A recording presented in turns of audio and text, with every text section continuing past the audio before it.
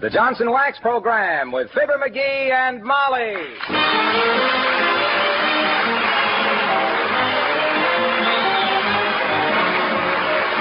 The makers of Johnson's Wax Products for home and industry present Fibber McGee and Molly with Bill Thompson, Gail Gordon, Arthur Q. Bryan, and me, Harlow Wilcox. The script is by Don Quinn and Phil Leslie. Music by the Kingsmen and Billy Mills Orchestra.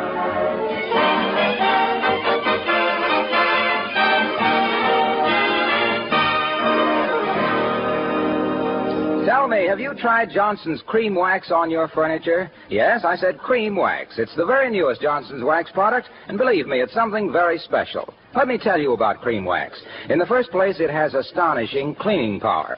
Rub a little Johnson's Cream Wax on a tabletop or some smudgy white woodwork, and you'll be amazed how quickly and easily the dirt comes off. That's because this creamy white liquid contains several cleansing ingredients.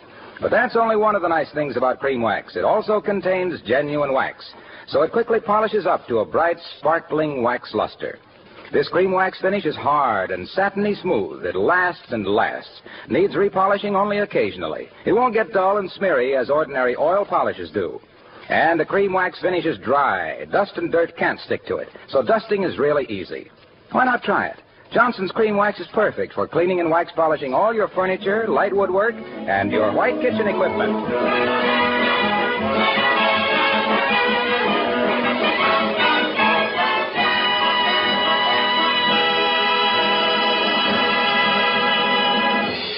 Leaving a restless man like Mr. McGee alone in a house is like turning a child loose in a fireworks factory with a box of matches. That's why Mrs. McGee is hurrying home from a shopping trip with her arms full of bundles and her heart full of apprehension. As we join Fibber McGee and Molly.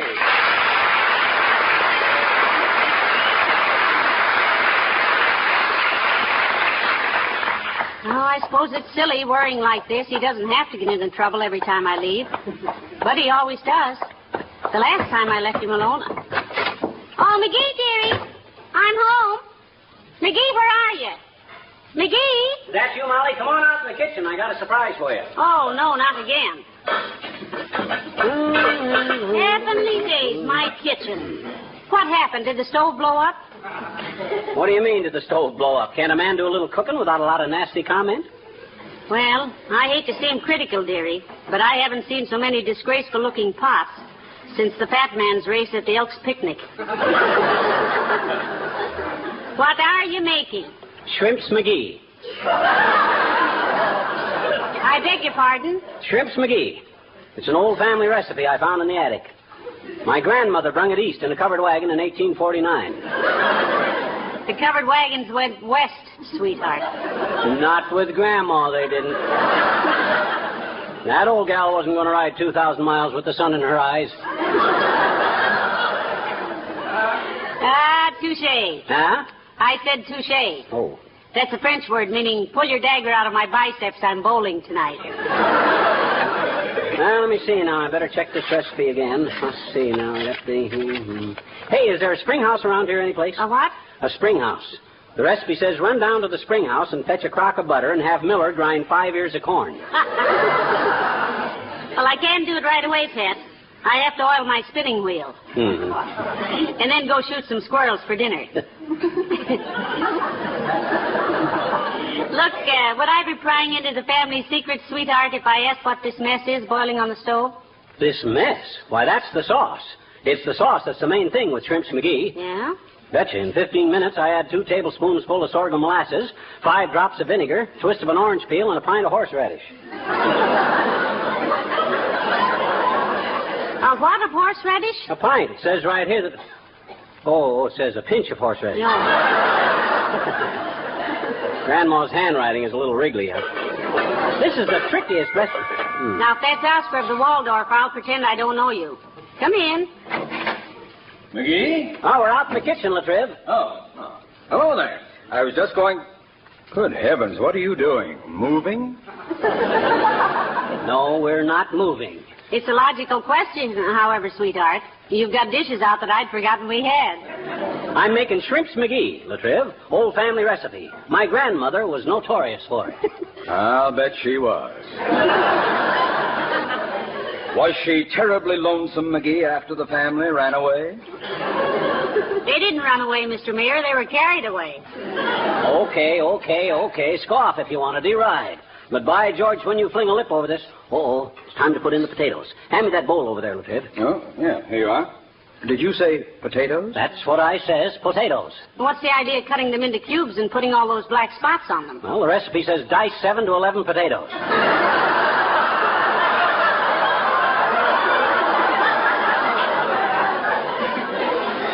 Now stand back. I don't want to slash anybody.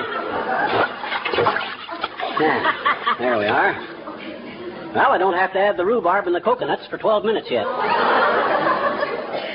Did your grandmother live to a ripe old age, McGee? 103. Broke her neck breaking a Mustang in Wyoming. Well, if Metro-Goldwyn-Mayer has any trouble with Mickey Rooney, McGee, they can send for you. What do you mean? You're from a Hardy family yourself. That's cute. Well, if you're through with the egg beater, dearie, I'll wash it and put it away. No. Don't do that. I haven't whipped the sauerkraut juice yet. Oh. Sauerkraut juice. I never... You know, that sauce actually smells delicious. Well, Natch. Well, look, I got a few minutes here before I have to add any more ingredients, Latriv. So let's chat. I'd love to, McGee. But I've got to get back to the city hall. Yeah? I've just gotten a report that Russia has recalled her consul for talking too much. Talking too much? What'd he say? Said yes. Good day.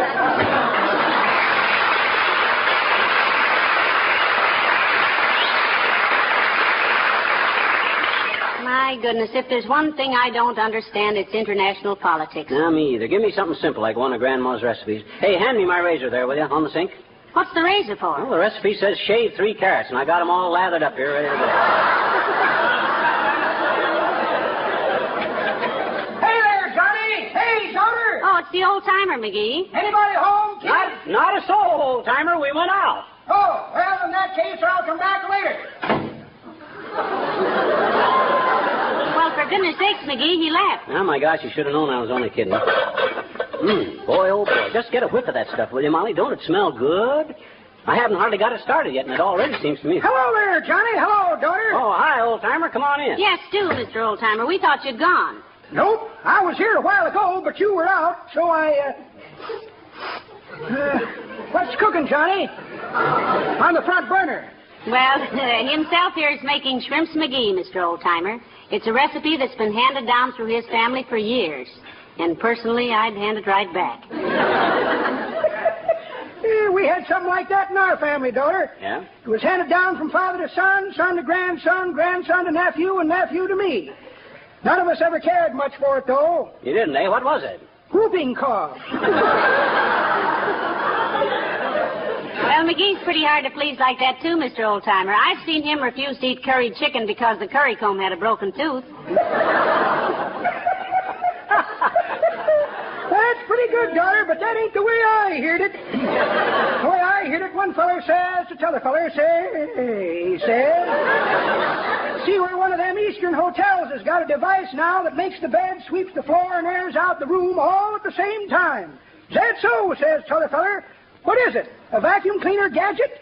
Nope, says the first feller. 3 chambermaids. Well, I just dropped in to tell a joke. That was it. So long, kid.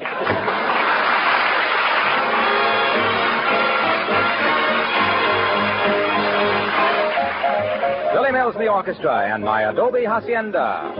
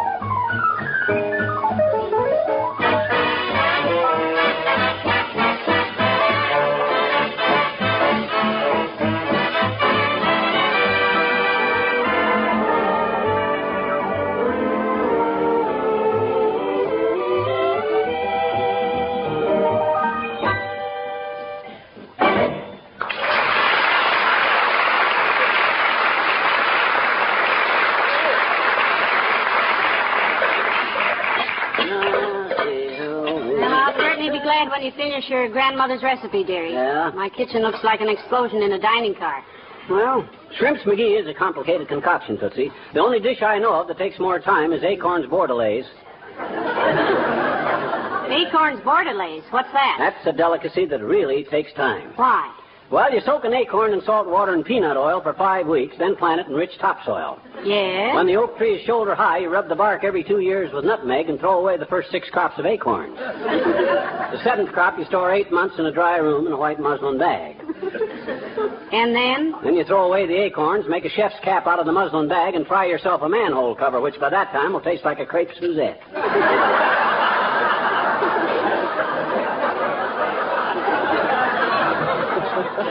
And you know what? Oh, I forgot to order the shrimps. Hand me the phone. Here. Thanks. Hello, operator. Give me Jimmy Sales Market at 41150. Oh, is that you, Mert? I haven't heard your voice for a long time, Mert. Where you been? Oh, working in a laundry while the union arbitrated, eh?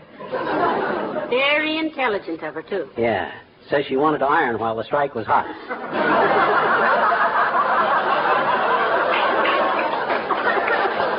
Hey, Mert, give me the market, will you? I forgot to order some shrimps, and I says I forgot to order some... Oh, I did? Oh, thanks a lot, Mert. She says I called up and ordered them 3 hours ago. Well, maybe we can deduct our phone bill as secretarial service. Yeah. You know something, dearie? It doesn't make any sense, but that sauce you're making smells simply marvelous. Well, it should. I'm putting everything I have into it.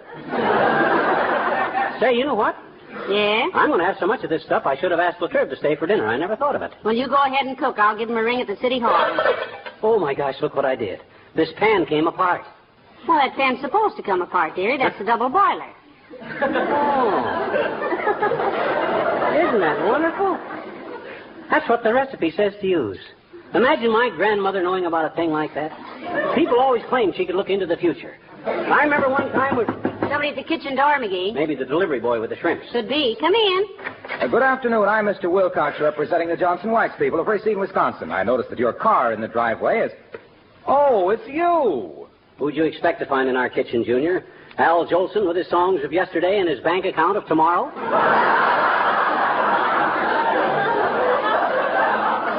We live here, Mr. Wilcox, remember? Oh, sure, but I usually come in the front door. And coming around the backyard like this over fences, I was a little confused. Over fences? A dog was chasing me. Whose dog? I don't know. Big brown one with red eyes and 3,000 teeth.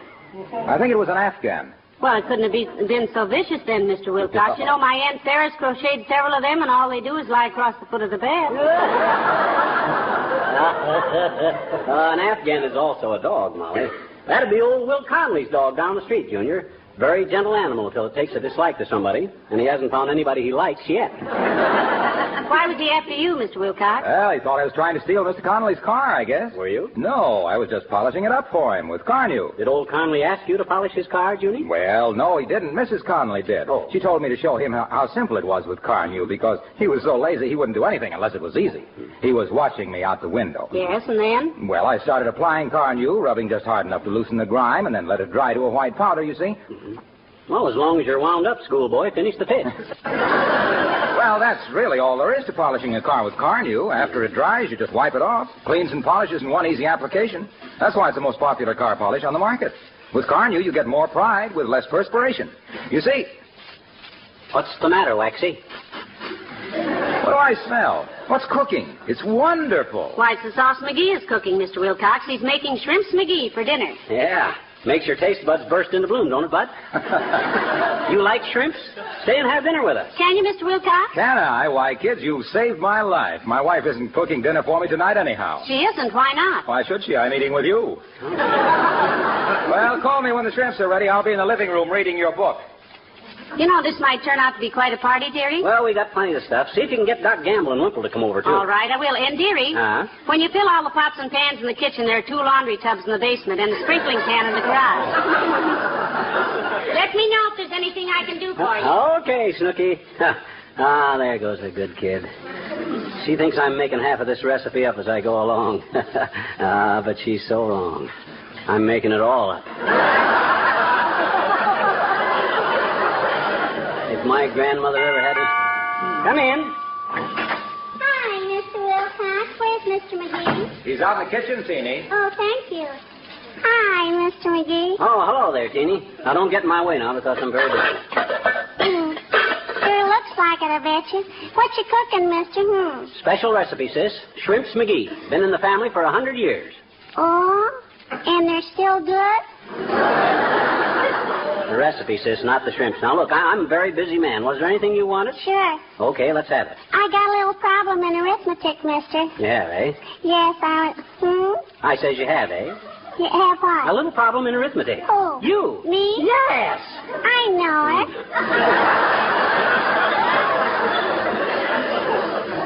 Look, mister, how much is a scab? How much is it? What's this? No, not a what's this. A scab. Willie Toop says his uncle has scabs of money, and I can't argue with him because I don't know how much is a scab, I bet you. Well, that's a very simple problem, sis. That's the craniform system of tabulation. Well, Willie's... Well, you see, Teeny, the metrical system is based on units of 10, like tens, hundreds, thousands, millions, etc. Sure. We got that in school, I bet you. Certainly. Now then, the craniform system is based on units of several. You see, you know what a oodle is. No. No. But everybody says my dog has oodles of fleas. Exactly. There are several scads in a oodle, plenty of oodles to a gob, lots of gobs to a heap, and batches of heaps to a load, and multifarious loads to a galore. Understand? Well... No. Well, let's put it this way. Suppose you had several oodles of peanuts. Somebody gives you a heap more. How many scads would you have? Loads, I bet you. Loads of scads or lots of gobs or a batch of heaps? And if you had heaps of loads, what would you have? Peanuts galore. That's wonderful. I never knew anybody to pick up the craniform system that fast before in all my life. Oh, boy. Can I ever argue with Willie Toops now? Wait a minute now. How many is a galore again? Well, don't worry about that, sis. That's such a big figure, you'll hardly ever use it. Oh. Galores are used in astronomy to count the stars with. Oh, now I know. You know what? That's why they call the American flag Old Glory. Sure, because it's got so many stars. No. Oh, thanks ever so much, mister. Thanks, just scared. You're welcome a heap, sis. Goodbye, mister. All right.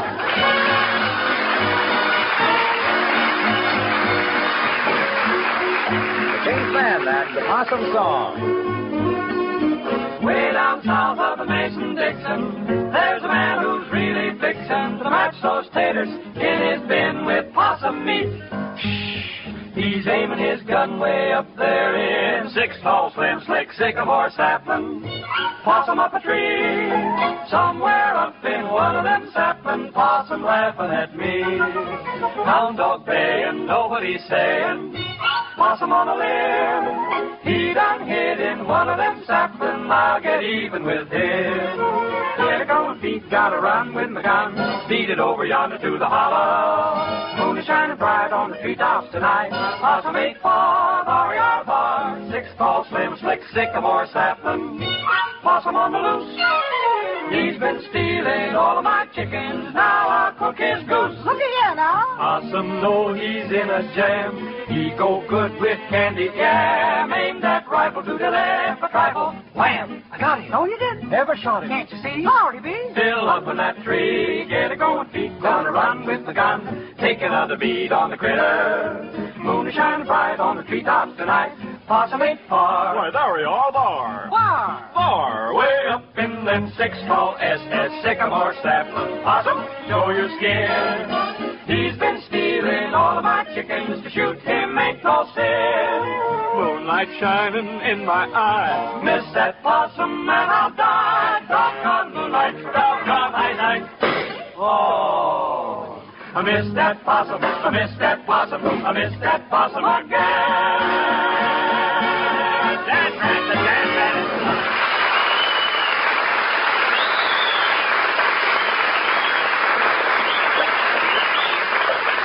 Oh, I had to go to tasted 8 tin cans and then would eat the lids. He didn't care for people much, but loves his wife and kids.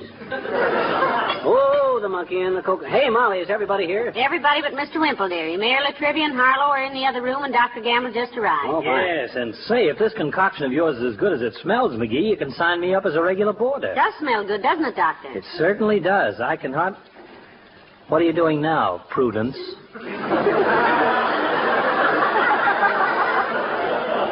I'm adding the final touch to this recipe, Nosy. It says squeeze 2 lemons, and I'm squeezing them. But you didn't cut them in two, did It he? didn't say anything about cutting them in 2. Just said to squeeze them. When I follow a recipe, I follow it. You may be following it, but you'll never catch up with it. By the way, my dear, what's the name of this dish the little twitch puss is whipping up? Shrimps Creole? No, Doctor. Shrimps McGee. I used to make shrimps Creole, Doc, but you can't get the real imported Creoles anymore. All domestic stuff. The war, you know. Oh, yes, I know. Yeah. I was going to make some lyonnaise potatoes the other night, but lions have gone up, so I couldn't afford it. Well, let me know when you're ready for the customers. Okay. I'll be in the living room entertaining your other guests with my homespun humor. Okay, boy. Have the shrimps arrived yet, dearie? No, but I checked with the market, and the boy's on the way. It only takes 20 minutes to cook the shrimps in this sauce. Oh, hi, Wimp. Finally got here, eh? Hello, Mr. Wimple. Hello, folks. I'll have this stuff ready as soon as the shrimps get here, Wimp. Just tighten your belt and loosen your teeth and stand by. My, it certainly smells delicious, Mr. McGee. It's an old family recipe, Wimp. Hey, hand me that clothespin, will you? Thanks. McGee, you're not going to put that clothespin in the sauce. Nope, I'm going to put it on my nose. I got to chop an onion. Better way to do it is underwater, Mr. McGee. I know, but I can't hold my breath that long, Wimp. You don't have to get into the pan with the onion, dearie, just your hands. Huh? Oh, yeah, in the pan. Hey, that's a great idea. You must be a cook yourself, Wimp. Well, yes, in a way, Mr. McGee. I do a lot of cooking on camping trips when I go out in the woods with my bird book. Your what, Mr. Wimple? My bird book. Do you know I saw a scarlet-tailed Pennsylvania swallow yesterday? No. You didn't. Yes, I did. Did you ever hear a swallow sing? No, how does it go, Wimp? It goes, dub, dub, dub, like that. Oh, we have some really odd-feathered friends around here, folks. Like the ass-cap bird. The ass-cap bird? Yes, that perches on a telephone wire and sings, hit parade, hit parade, hit parade. I think you just made that up, Mr. Wimple. Maybe I By the way, does Sweetie Face ever go on camping trips with you? did. You mean my big old wife? Yes, her. No, Sweetie Face doesn't like camping out anymore. Mm-hmm. Not since we went up into Alaska and she got scolded by a game warden. Why? What was she doing, Wimp? Frightening the grizzly bears. And then she had a rather painful experience with some big game up there. You mean she was followed by a mountain lion or something, Mr. Wimple? No, she caught a bad cold one day when her canoe sank, and every time she blew her nose, a moose mistook it for a mating call.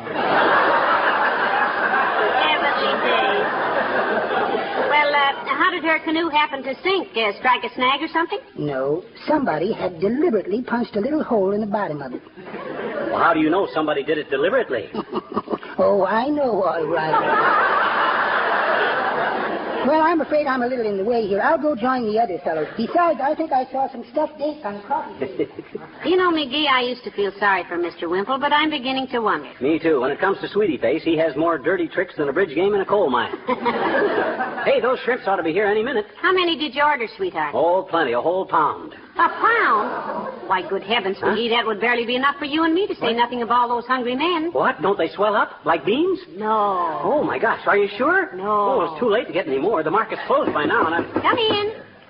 I'll take it, son. Much obliged.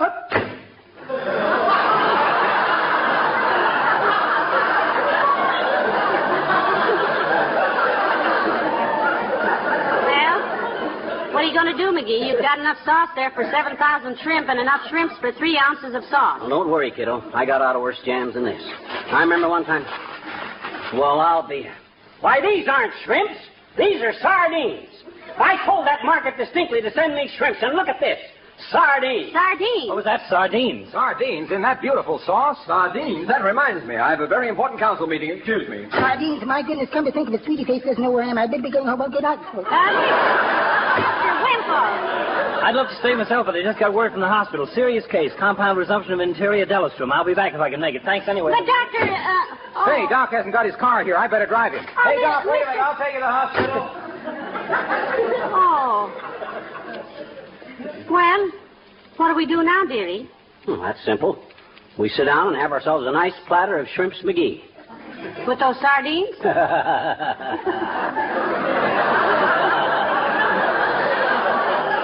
I'm no fool, kiddo. These aren't sardines. These are shrimp. And you were right. There's just enough for the two of us.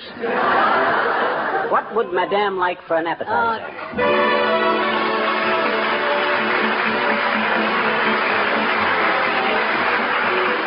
Isn't it strange how long it took most of us to realize the beauty of a fine wood surface? Why, only yesterday it was the style to have tablecloths over the dining room table, runners and doilies on the buffet, and needlepoint or old shawls over occasional tables and the piano. But how refreshing it is now to walk into a home where the tabletops and other wood surfaces are richly polished, with Johnson's wax, of course, to make beautiful settings for old china, candlesticks, and flowers. Look around your living room and see if you've made the most of your tabletops and other wood surfaces. You'll be amazed what a coat of Johnson's wax will do for them. Johnson's wax makes the finish glow and sparkle, and the grain of the wood shows up so clear and lovely. Johnson's wax floors have a smooth, mellow luster. They're protected against dirt, wear, and moisture. Chair arms, radios, Venetian blinds, leather goods gleam with wax protection, and they're so easy to keep shining clean. Believe me, the magic touch of Johnson's wax will do wonders for the beauty of every wood surface in your home. Try it, won't you? Johnson's wax, paste, liquid, or cream.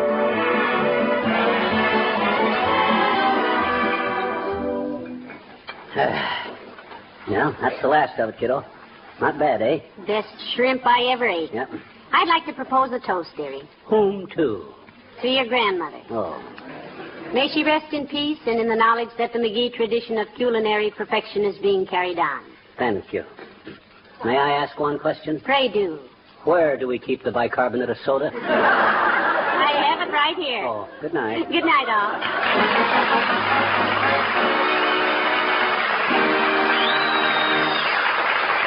This is Harlow Wilcox, speaking for the makers of Johnson's Wax products for home and industry, inviting you all to be with us again next Tuesday night. Good night.